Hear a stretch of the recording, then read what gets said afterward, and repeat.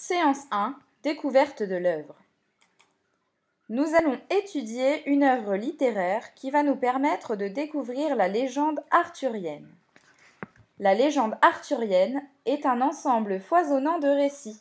Les plus vieux d'entre eux mêlent allègrement vérité historique et invention littéraire. Il semble que le roi Arthur ait bel et bien existé, mais de nombreuses hypothèses sur son identité existent. La légende arthurienne se déroule dans le royaume imaginaire de l'île de Bretagne. Ce royaume correspond à l'actuelle Grande-Bretagne, Angleterre, et à la Bretagne continentale, la région Bretagne en France. Maintenant, on va essayer de situer l'œuvre dans le temps. À votre avis, à quelle période historique peut-on associer la légende arthurienne ? Vous avez le choix entre la préhistoire, l'Antiquité, le Moyen Âge, les temps modernes ou l'époque contemporaine. Réfléchissez bien. Vous avez trouvé ? Eh oui, il s'agit bien du Moyen Âge. Effectivement, l'histoire date du XIIe siècle, mais le passage que vous allez écouter juste après a été réécrit par une auteure contemporaine du XXe siècle, c'est-à-dire les années 1900. C'est parti, maintenant nous allons écouter l'histoire. Est-ce que vous êtes prêts? Bien concentrés? Bonne lecture. Arthur, proclamé roi. Contexte. Arthur, fils illégitime du roi légendaire Uther Pendragon, est confié secrètement à son ami Antor. Antor élève Arthur aux côtés de son fils Queux. Queux est en âge de devenir chevalier. Arthur est son écuyer. Le roi Uther Pendragon, ne laissant pas d'héritier connu, on demande à l'enchanteur Merlin de désigner le futur roi. Le jour de Noël, une épée apparaît, fichée dans une enclume. Une inscription est gravée sur celle-ci. Celui qui réussira à dégager l'épée sera roi de Bretagne. À peine l'archevêque avait-il achevé ces paroles que tous se pressaient autour de l'enclume en se querellant afin de disputer cette épreuve. « Seigneur, quelle impatience ! N'oubliez pas que, aux yeux de notre Seigneur, ce ne sont ni la fierté, ni les titres, ni la richesse qui fondent la valeur d'un homme. Ne réussira que celui qui l'a choisi. Devrions-nous attendre des années si celui-là n'est pas né ?» dit d'une voix forte l'archevêque. Puis il choisit parmi les plus sages ceux qui commenceraient. Pas moins d'une centaine. Chacun d'eux s'approche, empoigne à deux mains l'épée, bloque son souffle et tire si fort que le sang lui afflue au visage. En vain, l'épée ne branle pas d'un pouce. D'autres, après eux, essaient encore, mais sans plus de succès. L'entreprise paraît alors à tous impossible. Peu à peu, la foule se dispersa, et bientôt le silence régna sur la place désertée. Le jour des étrennes eut lieu un grand tournoi auquel succéda une formidable mêlée. Queux, qui venait d'être adoubé peu de temps auparavant, se lamentait de ne pouvoir y participer, car il avait oublié son épée. Serviable, Arthur se proposa aussitôt pour aller la chercher. Parvenu sur la place de l'église, son regard fut attiré par l'éclat de l'épée fichée dans l'enclume, et il eut envie d'essayer à son tour. Sans même descendre de cheval, il s'approcha, s'inclina légèrement, effleura la poignée de l'épée qui jaillit pour venir se caler parfaitement dans sa paume. Lorsque Queux l'apprit, il tenta de faire croire à son père qu'il l'avait lui-même arraché du perron de pierre. Mais, sceptique, Antor le questionna tant qu'il finit par avouer la vérité. C'était Arthur et non lui. Alors Antor s'agenouilla devant Arthur.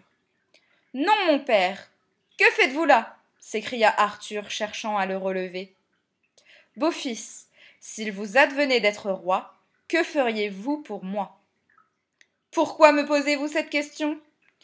Tout ce que je posséderais serait à vous, puisque vous êtes mon père. Certes, je le suis, mais uniquement par le cœur et non par le sang. Nouveau-né, on vous a confié à moi, me demandant de veiller sur vous. Je me suis acquitté de ma tâche, puisque j'ai même confié mon fils que à une nourrice, tandis que sa mère vous allaitait. Père, ne me reniez pas, ne m'abandonnez pas, je vous en supplie. Je n'ai d'autre toit que le vôtre. Si Dieu veut que je devienne roi, je vous octroierai tout ce que vous me demanderez. Beau sire, je ne vous demanderai qu'une seule chose. Replacez cette épée dans son socle, et, devenu roi, faites de queue votre sénéchal, et ne l'abandonnez jamais quoi qu'il fasse. S'il devenait fou ou félon, dites-vous toujours qu'il ne l'eût peut-être point été si sa propre mère se fût occupée de lui. Je vous le jure sur tous les saints, promit alors Arthur. Comme les cloches sonnaient les vêpres, les barons se rendirent à l'église pour prier. Antor, accompagné d'Arthur, alla trouver l'archevêque. Autoriserait-il son plus jeune fils à tenter l'épreuve bien qu'il ne soit pas encore chevalier? Et sous les yeux ébahis de ceux qui avaient souri à une telle requête, Arthur, une nouvelle fois, retira l'épée sans nulle peine, puis la bâilla à l'homme d'église. Ayant appris qu'un jeune garçon avait tenté l'épreuve et l'avait réussi, le peuple s'était massé devant l'église. « Vive le roi !» criait-il, admiratif. Mais des murmures désapprobateurs s'élevèrent de la part de certains barons. Jamais ils ne reconnaîtraient comme leur suzerain le fils d'un chevalier de si bas lignage. « Seigneur, Dieu sait mieux que vous la valeur des hommes, les réprimanda alors l'archevêque. Arthur replace l'épée. Que ceux qui le veulent essaient à nouveau. Il n'en fut pas un qui ne tenta de nouveau l'épreuve, mais une fois encore, tous échouèrent. Pourtant, à l'archevêque qui s'écriait que la volonté de Dieu était manifeste, les barons demandèrent qu'un délai leur fût accordé. Le Seigneur ne pouvait leur imposer l'autorité d'un enfant de si basse naissance. L'épée resta donc jusqu'à la Chandeleur. À cette date, on se retrouva, mais sans plus de succès pour les barons réunis là. Aveuglés par leur rage, ils réclamèrent un nouveau sursis pour une ultime tentative. Et pour la troisième fois, le jour de Pâques, Arthur se saisit de l'épée. Précédé de l'archevêque, il pénétra dans l'église, s'agenouilla et reçut l'onction sainte qui faisait de lui le roi du royaume de l'ogre. Dans la liesse générale et sous les acclamations, Arthur quitta l'église. Lancelot et les chevaliers de la table ronde, Anne-Catherine Vivérémy, d'après Chrétien de Troyes, édition Retz 2018.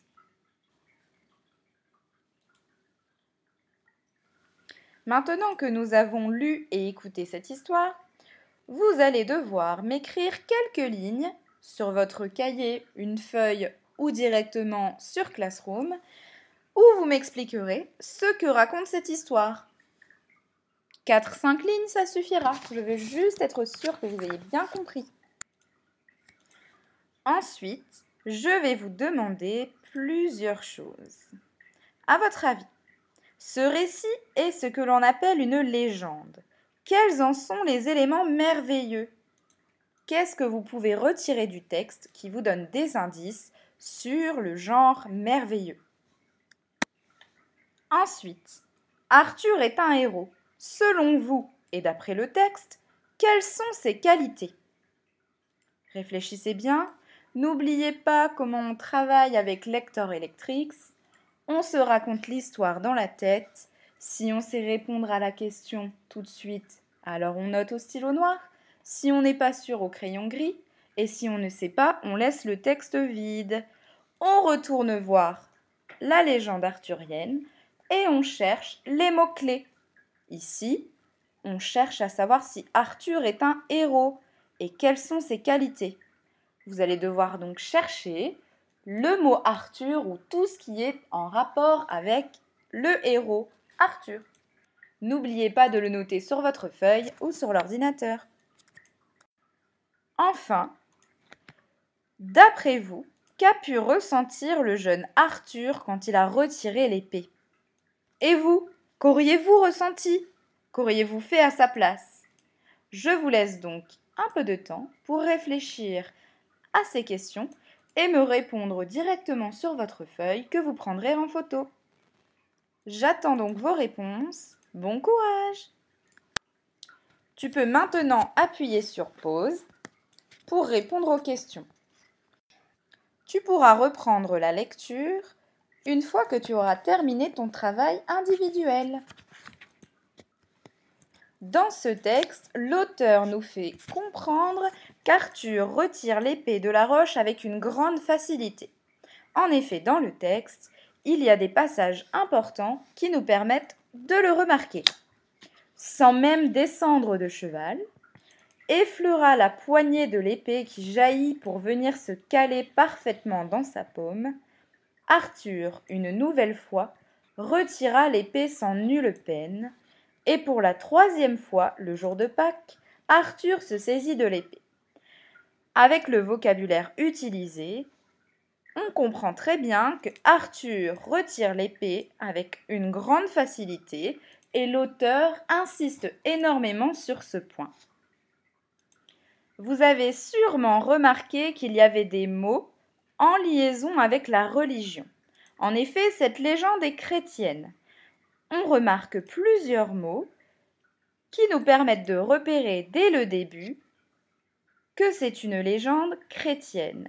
Il est fait mention de Notre Seigneur, l'épée apparaît le jour de Noël, Arthur est proclamé roi le jour de Pâques, elle est plantée devant l'église et c'est un archevêque qui annonce la prophétie et qui oint Arthur roi. Petite anecdote, on parle couramment des chevaliers de la table ronde, car, le roi Arthur ayant grandi, il voulut rassembler autour de lui les meilleurs chevaliers du royaume. Ceux-ci prenaient place à ses côtés autour de la table, dont la forme ronde, selon les vœux de Merlin, mettait tous les chevaliers sur un pied d'égalité.